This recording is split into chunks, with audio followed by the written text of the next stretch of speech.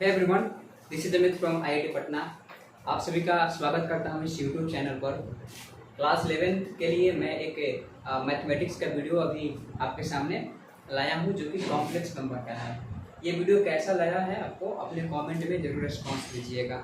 अगर आपका रिस्पॉन्स अच्छा रहा एंड ये वीडियो आपको अच्छा लगा होगा तो मैं पूरा का पूरा आपको मैथमेटिक्स का सीरीज बनाकर दे दूँगा। ठीक है, तो एक छोटा सा हमारा वीडियो होगा जिसमें हम लोग कॉम्प्लेक्स नंबर को पढ़ रहे होंगे। कॉम्प्लेक्स नंबर, और ये रहेगा 11th बोर्ड के लिए। ठीक है, इसमें कॉम्प्लेक्स नंबर का जो बेसिक बात होगा जो कि हमें बोर्ड में पढ़ाया जाता है उन सब चीज़ों को यहाँ पर मैं लेकर के आया हूँ। तो स्टार्ट करते हैं लेक्चर को। बेसिक से एकदम देखेंगे। देखिए, कॉम्प्लेक्स नंबर से पहले आप समझिए नंबर को हम कब रियल बोलते हैं और कब इमेजिनरी बोलते हैं। रियल नंबर और इमेजिनरी नंबर। ठीक है, रियल नंबर यानी कि वास्तविक संख्या। ठीक, वास्तविक संख्या। और एक होता है इमेजिनरी नंबर यानी कि अवास्तविक संख्या। अब यहाँ पर क्वेश्चन ये है कि रियल किसको कहा जाएगा और इमेजिनरी किसको कहा जाएगा। ठीक है, तो बेसिकली हमें 9th 10th के डिफिनेशन में हमें पढ़ाया जाता है। वहाँ पर जब हम रेशनल नंबर पढ़ रहे होते हैं तो हमें बताया जाता है कि परिमेय तथा अपरिमेय संख्याओं के समुच्चय को वास्तविक संख्या कहा जाता है। कहने का मतलब कि द सेट ऑफ या the collection of rational and irrational number is known as real number. तो इस चीज़ के बारे में हमें बताया जाता है जो कि उतना प्रॉफिटेबल नहीं है हमारे लिए। हम डायरेक्ट उस डिफिनेशन से देख करके नहीं बता सकते कि कौन नंबर रियल है कौन नंबर इमेजिनरी है। तो इसके लिए क्या करना पड़ेगा, तो इसके लिए आपको एक काम करना पड़ेगा जो कि मैं आपको बता रहा हूँ। यहाँ पर देखिए, यहाँ पर अगर कोई भी नंबर दिया हो जो कि मैं लिख रहा हूँ, अगर किसी संख्या का वर्ग यानी कि स्क्वायर, अगर किसी संख्या का वर्ग पॉजिटिव हो तो वह रियल होता है। ठीक है, रियल नंबर पहचानने का यही तरीका है। जो भी नंबर दिया हुआ हो आप उसका स्क्वायर कर लीजिए, अगर वो पॉजिटिव होगा तो समझिए कि वो रियल होगा। इमेजिनरी में क्या लिखेंगे, अगर किसी संख्या का वर्ग नेगेटिव हो तो वह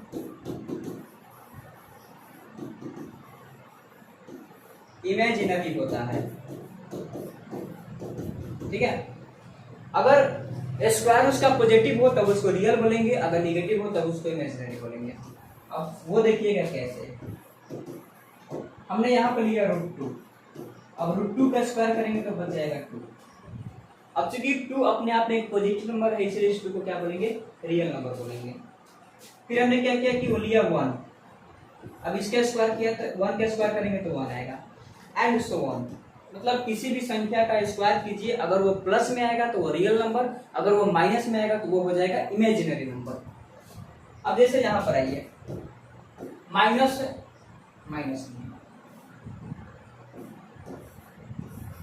रूट के अंदर -2 है और रूट के अंदर -2 का हम स्क्वायर करके देखेंगे। अगर रूट के अंदर जो -2 लिखा हुआ है यानी कि पूरा का पूरा जो नंबर है, अगर इसका स्क्वायर प्लस में आएगा तब उसको रियल बोल देंगे, अगर इसका स्क्वायर माइनस में आ जाएगा तब उसको इमेजिनरी बोल देंगे। तो क्या करना है, इसका स्क्वायर करेंगे। तो जैसे इसका स्क्वायर करेंगे तो स्क्वायर रूट हट जाएगा, यहाँ पर आ जाएगा -2।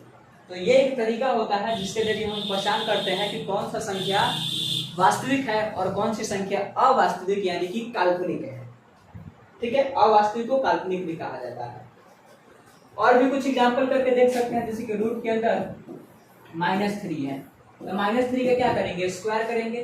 -3 का स्क्वायर क्या आ जाएगा, -3 आ जाएगा। तो चूंकि जितने भी नंबर्स होते हैं उनका हमें स्क्वायर करना होता है। अगर स्क्वायर आ गया प्लस में तब उसको बोलेंगे रियल, अगर स्क्वायर आ गया माइनस में तब उसको बोलेंगे इमेजिनरी। ठीक,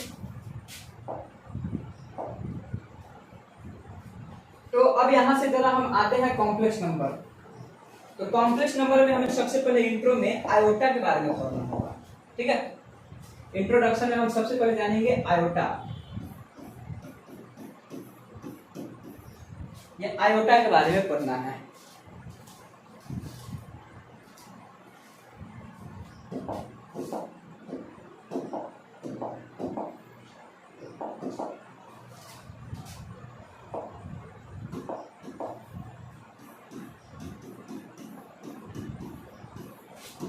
अब ये आयोटा क्या होता है, हाँ अब सही है।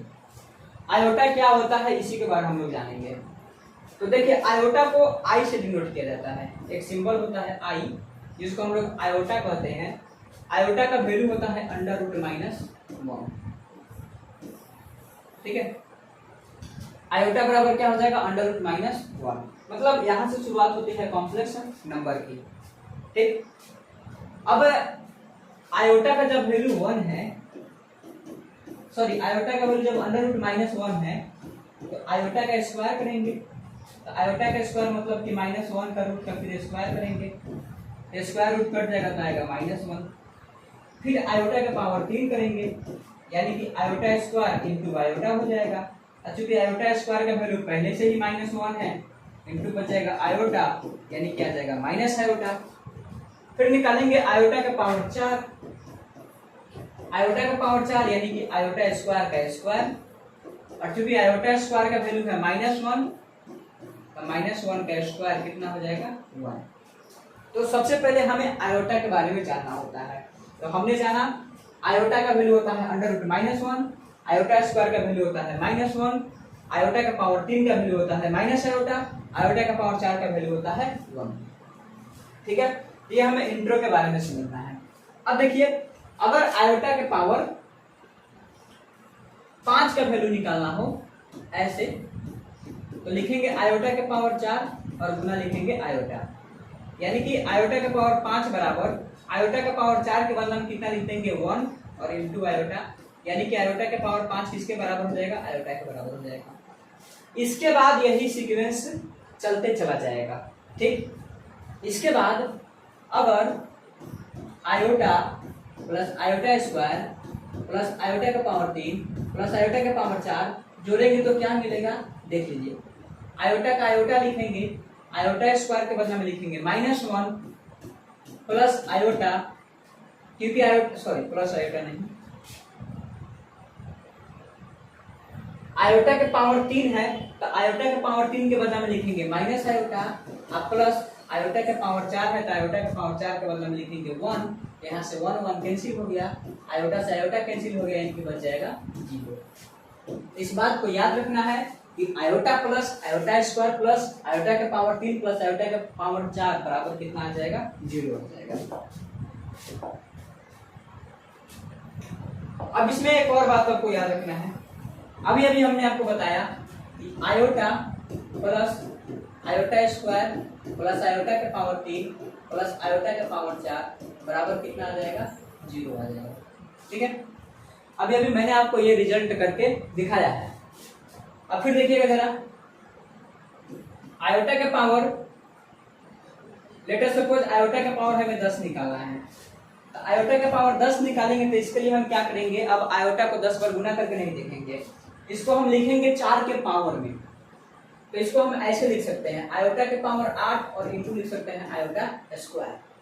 तो आयोटा के पावर 8 यानी कि हो जाएगा आयोटा का पावर 4 का स्क्वायर और इंटू हो जाएगा आयोटा स्क्वायर। आयोटा का पावर 4 का वैल्यू होता है 1 और 1 का स्क्वायर 1 और यहाँ से हो जाएगा आयोटा स्क्वायर। चूंकि आयोटा स्क्वायर का वैल्यू होता है -1 तो इसीलिए आयोटा के पावर 10 का वैल्यू हो जाएगा -1। यानी कि हमें रिजल्ट क्या याद रखना है कि आयोटा के पावर 4n बराबर हमेशा कितना होता है 1 और n क्या होना चाहिए, n एक नेचुरल नंबर होना चाहिए, ठीक है। अगर n 0 भी है तो चलेगा, बाकी n को नेचुरल नंबर माना जाता है, ठीक है। मतलब अगर आयोटा के पावर में 4 का मल्टीपल हो तो उसका वैल्यू हमेशा क्या आना चाहिए 1 ही आएगा। इसी प्रकार से यहाँ पर मैं आपके लिए क्वेश्चन लेकर के आया हूँ, जरा देखिएगा।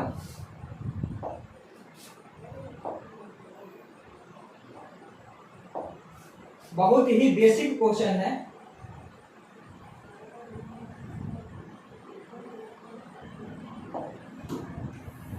देखिए, आई थिंक दिख रहा होगा, नहीं दिख रहा है तो कोई इशू नहीं है।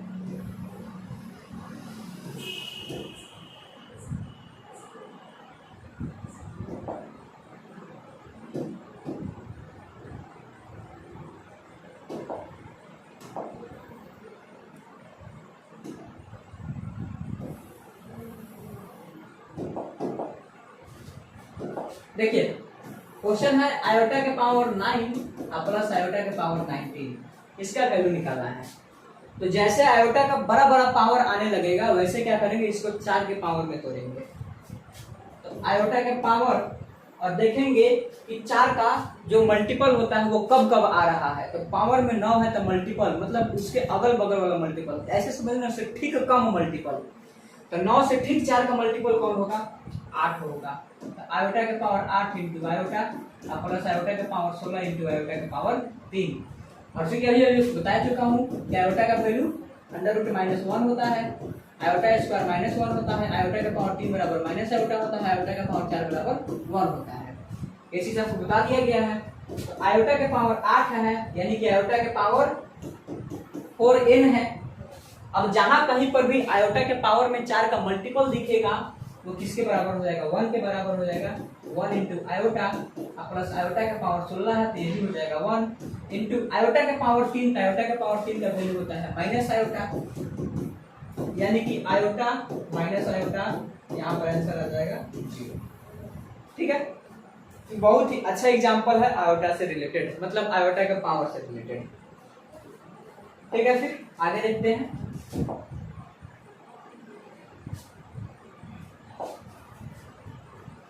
तो अभी हमने आपको आयोटा के बारे में बताया था। अब देखिएगा जरा, अब यहां से हमें क्या करना है कि कॉम्प्लेक्स नंबर का जनरल फॉर्म देखना है, मतलब कॉम्प्लेक्स नंबर को कैसे लिखा जाता है। देखिए, यहाँ पर अगर आप मतलब कोई सा भी अगर आप नंबर लिखते हैं, जैसे कि आपने लिखा natural number, whole number, integer,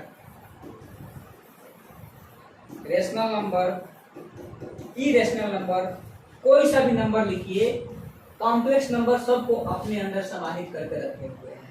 अब वो कैसे, तो आपको बताता हूँ कॉम्प्लेक्स नंबर के बारे में फिर। और देखिएगा जरा, अब ये जो कॉम्प्लेक्स नंबर होता है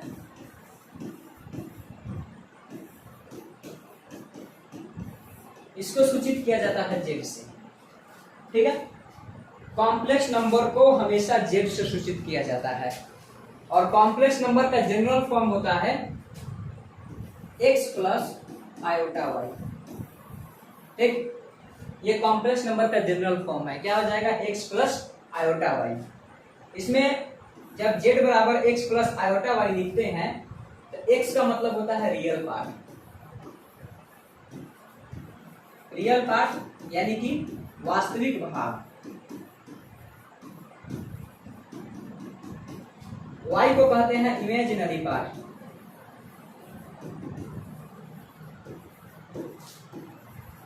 इमेजिनरी पार्ट यानी कि अवास्तविक भाग।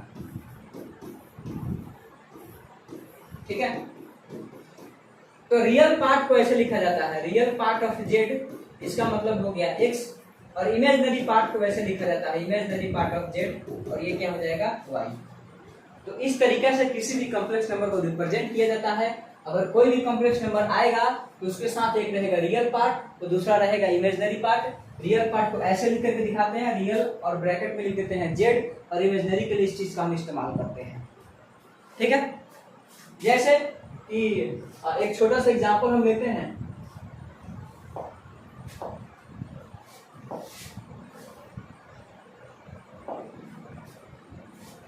ध्यान दीजिएगा, यहाँ पर जैसे कि जेड बराबर लिखा हुआ है x प्लस आयोटा वाई। ठीक है, तो यहाँ से अगर रियल पार्ट आपसे पूछा जाएगा तो रियल पार्ट x बताइएगा, और इमेजिनरी पार्ट पूछा जाएगा तो इमेजिनरी पार्ट क्या बताना है भाई, बताना है। मतलब आयोटा के साथ जो भी रहेगा वो रहेगा इमेजिनरी पार्ट। अगर क्वेश्चन दिया कि लेट अस सपोज 2 + 3 आयोटा है, तो 2 + 3 आयोटा को क्या करना है, इसमें रियल और इमेजिनरी पार्ट की पहचान करना है। इसका रियल पार्ट हो जाएगा 2 और इसका इमेजिनरी पार्ट हो जाएगा 3, ठीक। और इसी में एक और बात आपको समझना है, यहाँ पर जो रियल और इमेजिनरी की बात हो रही है, इसमें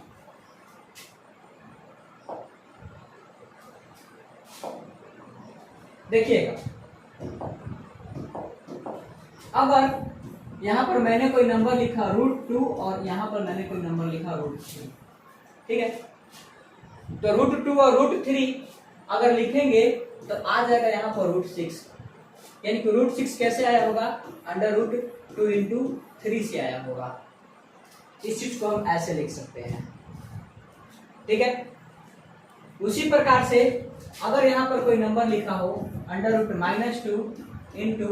× √3, तो इसको हम कैसे लिखेंगे, तो इसको लिखने के लिए आप ऐसे लिख सकते हैं √-6, एंड इसी √-6 को आप ऐसे लिखेंगे √6 × √-1 बराबर √6, और इस √-1 को क्या कहेंगे, आयोटा, यानी कि यही चीज क्या लिखा हुआ है यहाँ पर √6 आयोटा लिखा हुआ है। तो ये चीज बार बार दिया जाता है और बार बार फंसाने की कोशिश किया जाता है, तो बट ऐसे नहीं मानना है, यहाँ पर उसको आयोटा के रूप में कन्वर्ट कर देना है, ठीक है।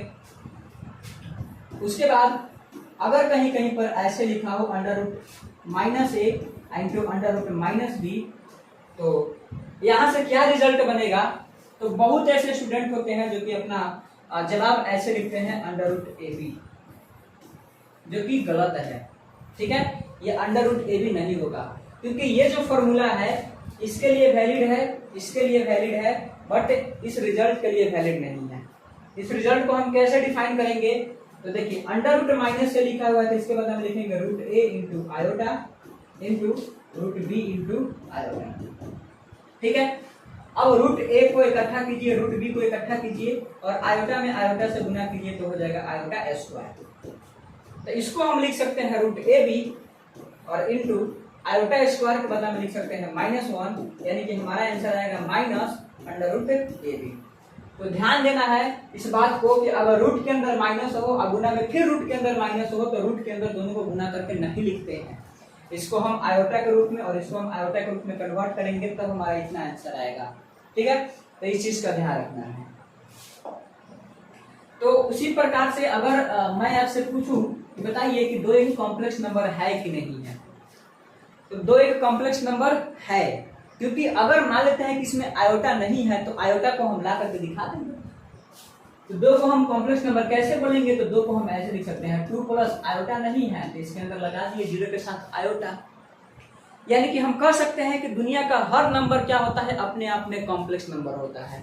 अब जैसे मान लेते हैं कि हमने लिखा पाई, तो पाई एक कॉम्प्लेक्स नंबर है कि नहीं, तो है पाई एक कॉम्प्लेक्स नंबर, क्योंकि हम पाई को लिख सकते हैं पाई + 0 आयोटा लिख सकते हैं। तो अगर यहाँ से देखेंगे तो इसका रियल पार्ट हो जाएगा 2 और इसका इमेजिनरी पार्ट हो जाएगा 0।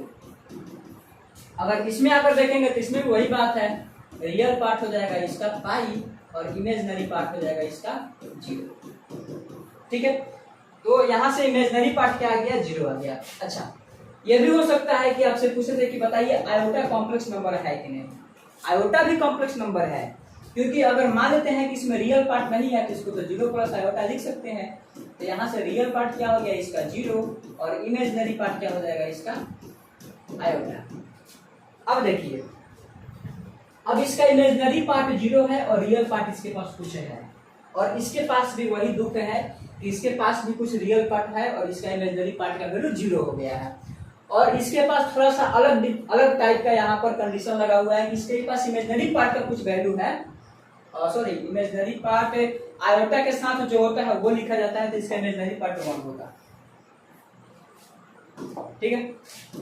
लेकिन इसका रियल पार्ट क्या हो गया है 0। देखिए जेड जो होता है वो लिखाता है x + आयोटा y, तो इसमें इसको कहते हैं रियल और इसको कहते हैं सॉरी जो आयोटा के साथ है उसको कहते हैं इमेजिनरी।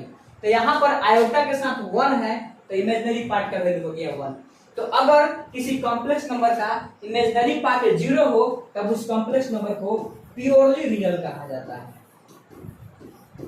ठीक है, यानी कि इसको हम कहेंगे प्योरली रियल, और इसका भी इमेजिनरी पार्ट 0 है तो इसको भी कहेंगे प्योरली रियल। लेकिन इसका रियल पार्ट 0 है तो इसीलिए इसको कहेंगे प्योरली इमेजिनरी।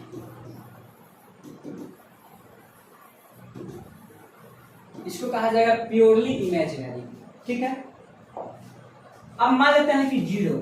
अब 0 कॉम्प्लेक्स नंबर है कि नहीं, तो 0 है कॉम्प्लेक्स नंबर, यानी कि हम 0 के बदला में लिख सकते हैं 0 प्लस आयोटा इंटू 0। यहाँ से रियल पार्ट क्या हो जाएगा 0, और इसका इमेजिनरी पार्ट भी क्या हो जाएगा 0। इसका दोनों पार्ट 0 हो जाएगा, रियल पार्ट भी 0 होगा, इमेजिनरी पार्ट भी 0 हो जाएगा। ठीक है, तब इसको क्या कहेंगे, तो 0 को प्योरली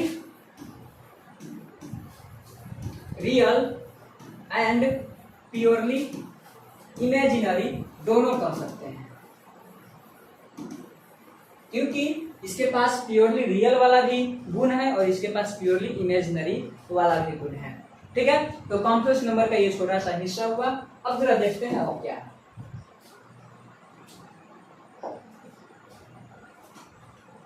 इसके बाद हमें देखना है इक्वलिटी ऑफ कॉम्प्लेक्स नंबर। दो कॉम्प्लेक्स नंबर को हम इक्वल कब कहेंगे, देखिएगा जरा। इक्वलिटी ऑफ कॉम्प्लेक्स नंबर में क्या है, लेट अस सपोज मान लेते हैं कि हमारे पास Z1 और Z2 दो इक्वल कॉम्प्लेक्स नंबर है। मतलब कि देखिए मैं लिख करके आपको बताता हूं, दो कॉम्प्लेक्स नंबर इक्वल है तो उनका रियल एंड इमेजिनरी पार्ट आपस में बराबर होता है। ठीक है, अगर दो कॉम्प्लेक्स नंबर आपस में बराबर हो गया, इसका रियल पार्ट इसके रियल पार्ट के बराबर, इसका इमेजिनरी पार्ट इसके इमेजिनरी पार्ट के बराबर। जैसे कि अगर Z1 और Z2 आपस में बराबर है तो लेट अस सपोज इसको लिखेंगे x1 plus iota into y1 और इसके बदले में लिखेंगे x2 plus iota into y2। अब चूंकि ये दोनों इक्वल है तो इसीलिए इसका रियल पार्ट इसके रियल पार्ट के बराबर होगा और इसका इमेजिनरी पार्ट इसके इमेजिनरी पार्ट के बराबर होगा, यानी कि x1 और x2 दोनों आपस में बराबर हो जाएगा और यहाँ से y1 और यहाँ से y2 दोनों आपस में बराबर हो जाएगा। अब इस चीज को हम एक एग्जांपल से समझ सकते हैं। लिखिएगा, अगर x प्लस 2 आयोटा बराबर 3 plus x plus Y into iota, तो x और y का मान बताना है। ठीक है, एक बहुत ही छोटा सा क्वेश्चन मैंने बोर्ड पे रखा है। अब देखिए इसको कैसे सॉल्व करेंगे। अब चूंकि ये दोनों कॉम्प्लेक्स नंबर आपस में बराबर है तो इसका रियल पार्ट इसके रियल पार्ट के बराबर होना चाहिए। तो इसका रियल पार्ट कितना है, x है, यहाँ से लिखेंगे x, और इसका रियल पार्ट कितना है 3 है, यानी कि x का वैल्यू कितना आ गया 3। और इसका इमेजिनरी पार्ट इसके इमेजिनरी पार्ट के बराबर होना चाहिए। इसका इमेजिनरी पार्ट आयोटा के साथ 2 है और इसका इमेजिनरी पार्ट है x प्लस वाई। अब चूंकि x प्लस वाई लिखा हुआ है और x का मान हमने पहले ही निकाल लिया है, x का मान आया है 3, तो 2 बराबर हो जाएगा यहाँ 3 प्लस वाई, यानी कि यहाँ से y बराबर हो जाएगा -1। तो इसको बोलते हैं इक्वलिटी ऑफ कॉम्प्लेक्स नंबर। ठीक है,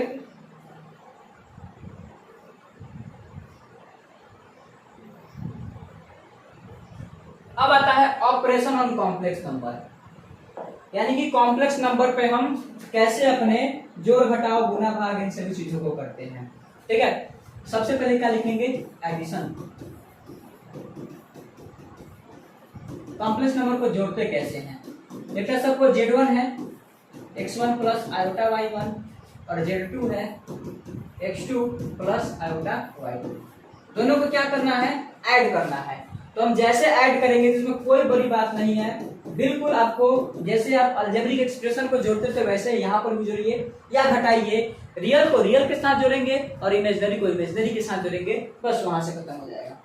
यानी कि यहाँ से x1 और x2 को दोनों को ऐड कर देंगे और यहाँ से y1 और y2 को ऐड कर देंगे, रियल को रियल के साथ और इमेजनरी को इमेजनरी के साथ। ये हो गया एडिशन का सीन। जैसे एग्जांपल के लिए लेटेस्ट सपोज लिखा गया है यहाँ पर z1 बराबर 2 + 3 आयोटा और z2 बराबर लिखा हुआ है 3 - 2 आयोटा और हमें निकालना है z1 + z2। तो क्या करेंगे, z1 + z2 निकालने के लिए तो सबसे पहले z1 लिखेंगे 2 + 3 आयोटा और z2 लिखेंगे 3 - 2 आयोटा, यानी कि रियल के रियल के साथ जोड़ेंगे तो 2 3 हो जाएगा 5 और 3 में से 2 घटेगा आयोटा है, यानी कि 5 माइनस हो गया आयोटा। ठीक है, वैसा ही घटाव में भी होता है। अब देखिए घटाव का मैं एग्जांपल से बताता हूँ। बेटा z1 बराबर है 5 + 4 आयोटा, z2 बराबर है 4 - 3 आयोटा। अब क्या करना है, z1 में से z2 को घटाना है। तो घटाएंगे कैसे, तो z1 यानी कि 5 + 4 आयोटा और इसमें से माइनस करना है z2 को यानी कि 4 - 3 आयोटा को। तो 5 + 4 आयोटा और इसका सिंबल चेंज हो जाएगा तो -4 प्लस हो जाएगा 3 आयोटा, यानी कि 5 में से 4 घटेगा 1 और 4 में 3 ऐड होगा हो जाएगा। मतलब रियल को रियल से जोड़ना है और इमेजिनरी को इमेजिनरी से। ठीक,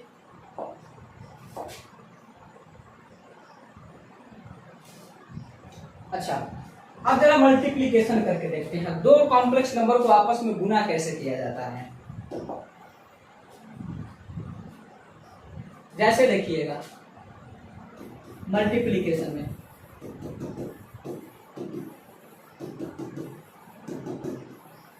लेट अस सपोज पहला कॉम्प्लेक्स नंबर है x1 प्लस आयोटा y1, दूसरा कॉम्प्लेक्स नंबर है x2 प्लस आयोटा y2 और यहाँ से निकालना है z1 इंटू z2। तो z1 के बदला में लिखेंगे x1 plus iota y1 into z2 के बदला में लिखेंगे x2 प्लस आयोटा y2। ठीक है, अब इसको वही नॉर्मल गुना करना है, x1 के साथ x2 को कीजिए, यानी कि पहले इसको इसके साथ करेंगे, फिर इसका इसके साथ करेंगे, उसके बाद फिर इसका इसके साथ करेंगे, फिर इसका इसके साथ करेंगे। तो जैसे ही हम गुना करेंगे तो x1 और क्या हो जाएगा x2 प्लस यहाँ से x1 और हो जाएगा आयोटा y2। तो आयोटा को कर लेते हैं यहाँ, तो x1 into iota y2 plus अब फिर जब इसके इसके साथ करेंगे तो आयोटा को कर लेते हैं बाहर, तो y1 इंटू x2 प्लस अब इसमें इससे करेंगे तो यहाँ पर आयोटा और यहाँ पर आयोटा, आयोटा आयोटा से गुना हुआ तो हो जाएगा आयोटा स्क्वायर और y1 में y2 से करेंगे तो हो जाएगा y1 y2। अब यहाँ से इसको कैलकुलेट करना है, यानी कि x1 x2 प्लस अब यहाँ से आयोटा कॉमन ले सकते हैं x1 y2 plus y1 x2 और चूंकि आयोटा स्क्वायर का वैल्यू होता है -1 तो माइनस y1 y2। मतलब इसको अगर आप करके देखिएगा एग्जांपल से तो और अच्छा से समझ में आएगा। जैसे कि यहाँ पर मैं कर रहा हूँ, लेट अस सपोज z1 बराबर है 3 + 2 आयोटा और z2 बराबर है 1 - आयोटा और यहाँ से हमें चाहिए z1 इंटू z2। तो z1 के बदला में रखेंगे 3 + 2 आयोटा इंटू z2 के बदला में रखेंगे 1 - आयोटा। तो गुना करेंगे 3 में 1 से करेंगे 3 और 3 में माइनस आयोटा से करेंगे तो -3 आयोटा और 2 आयोटा में 1 से करेंगे तो 2 आयोटा और प्लस माइनस माइनस आयोटा में आयोटा से गुना करेंगे आयोटा स्क्वायर और फिर 2 में 1 से करेंगे तो हो जाएगा 2, यानी कि 3 - 3 iota plus 2 iota minus iota square का वैल्यू होता है -1 और ये वाला माइनस माइनस माइनस हो जाएगा प्लस, यानी कि ऐड करेंगे तो 3 2 हो जाएगा 5 -3 आयोटा प्लस 2 आयोटा कितना हो जाएगा माइनस आयोटा, यानी कि ये रहा हमारा आंसर। तो this is the way how to multiplicate two complex number. अब चलते हैं डिवीजन की ओर। दो कॉम्प्लेक्स नंबर को भाग कैसे करते हैं। ठीक है, जैसे कि देखिए कॉम्प्लेक्स नंबर है z1 बराबर x1 प्लस आयोटा y1 और z2 बराबर है x2 प्लस आयोटा y2। दोनों कॉम्प्लेक्स नंबर को डिवाइड करना है, यानी कि यहां से हमें चाहिए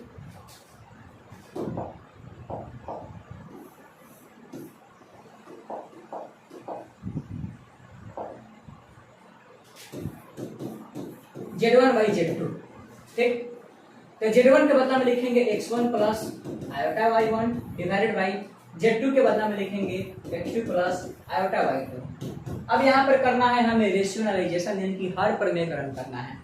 हर प्रमेयकरण करने का मतलब क्या होता है कि इसके मतलब डिनोमिनेटर यानी कि हर में जो भी होगा उसके आयोटा के पहले, ये भी करने का एक तरीका होता है।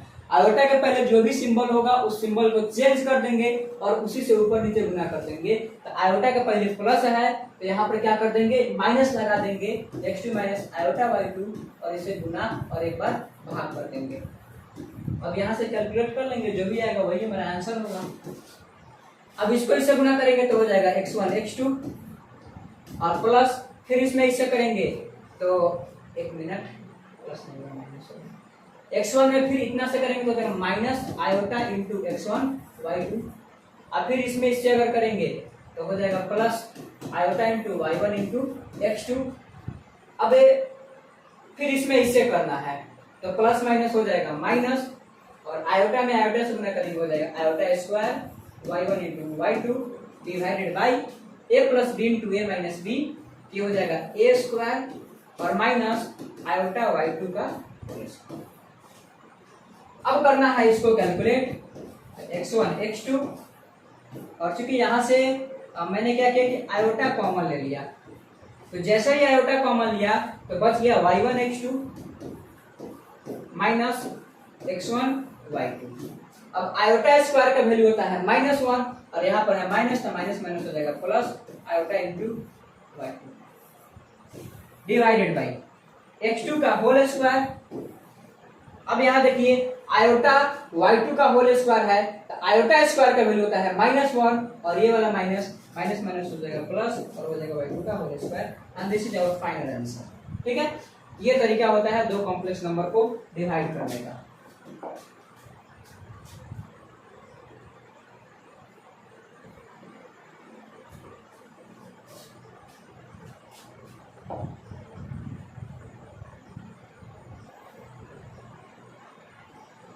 अब जरा चलते हैं कुछ सवाल की ओर।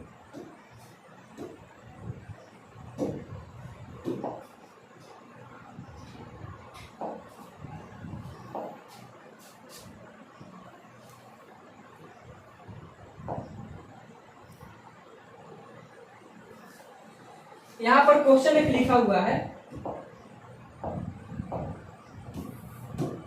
1 माइनस आयोटा का पावर 4।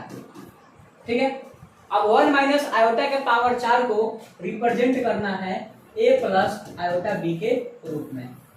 ठीक, यानी कि कॉम्प्लेक्स नंबर के जनरल फॉर्म में इसको रिप्रेजेंट करना है। तो कैसे सॉल्व करेंगे जरा देखते हैं। देखिए 1 माइनस आयोटा का होल पावर 4 है, इसको तो मैं तो ऐसे करूंगा 1 माइनस आयोटा का एक बार स्क्वायर और फिर क्या कि मैंने एक बार स्क्वायर कर दिया।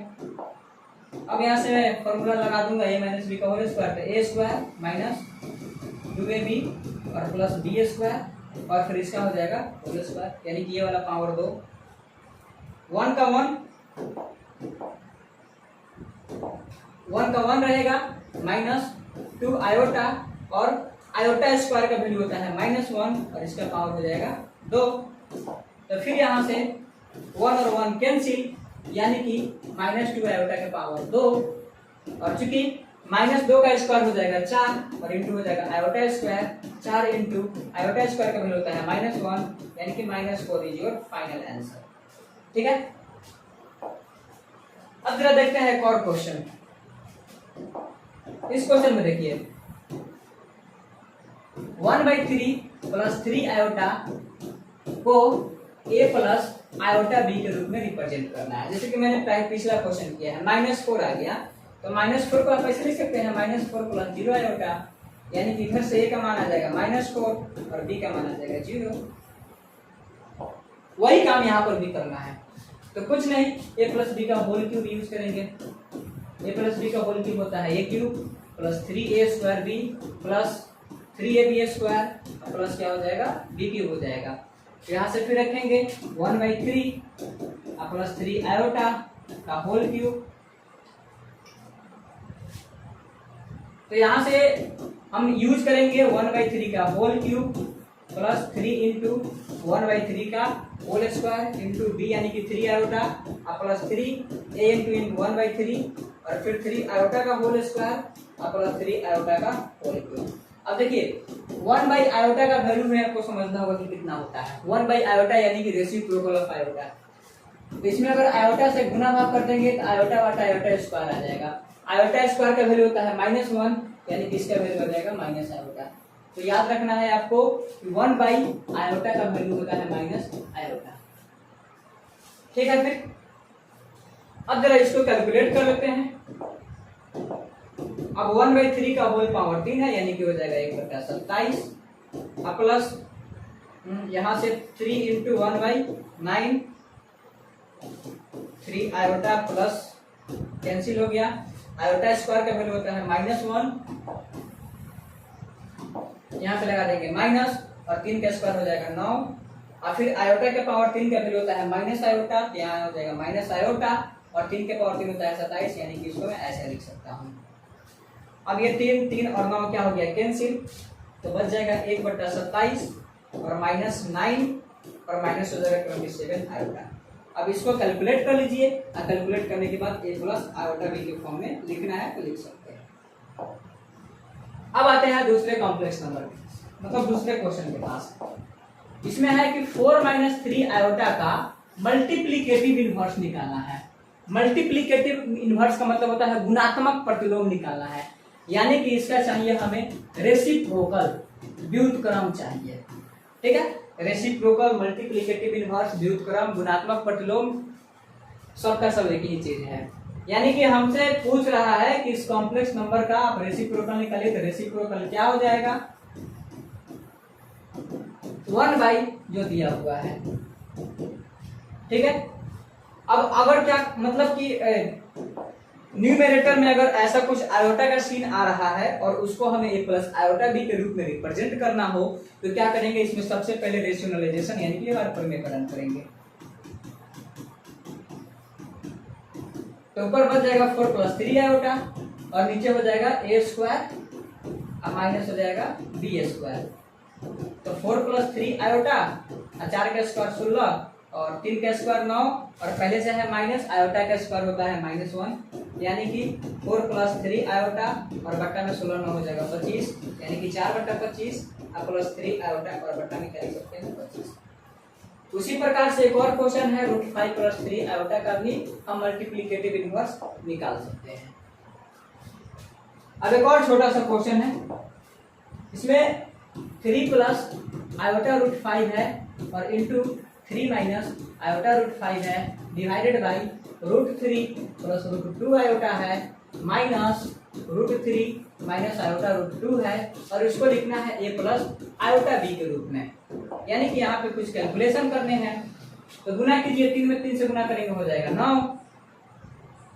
उसके बाद फिर इसमें इसे गुना कर देंगे तो हो जाएगा -3√5 आयोटा, फिर इसमें इसे करेंगे तो प्लस 3√5 आयोटा और प्लस माइनस माइनस आयोटा में आयोटा से गुना करेंगे आयोटा स्क्वायर और आयोटा स्क्वायर होता है -1 जो कि इसको प्लस बना देगा। √5 में √5 से करेंगे तो हो जाएगा 5 divided by √3 plus √2 iota minus √3 plus √2 iota और यहाँ से √3 हो गया कैंसिल। उसके बाद ये दोनों हो गया कैंसिल तो 9 5 हो जाएगा 14 डिवाइडेड बाई यहाँ से √2 आयोटा प्लस √2 आयोटा हो जाएगा 2√2 आयोटा और ये कितना बार में 7 बार में यानी कि 7/√2 इंटू 1 आयोटा। और अभी अभी मैंने आपको बताया था कि 1 आयोटा होता है माइनस आयोटा के बराबर यानी कि -7 आयोटा/√2। बाकी एक बार कैलकुलेशन आप चेक कर लीजिएगा। ठीक है,